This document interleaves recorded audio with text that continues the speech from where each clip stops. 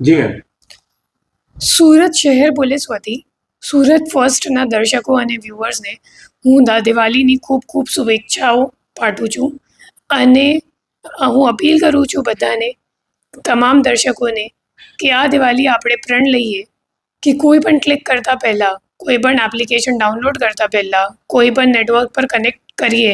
એના પહેલાં આપણે એકવાર સોચીએ, વિચારીએ કે ખરેખર આ એપ્લિકેશન કે સોફ્ટવેર કે નેટવર્ક સેફ છે કે કેમ અને ઓથેન્ટિક સોર્સથી આવેલો છે કે કેમ. એના સિવાય સાયબર ફ્રોડ જે આચરતા ક્રિમિનલ્સ છે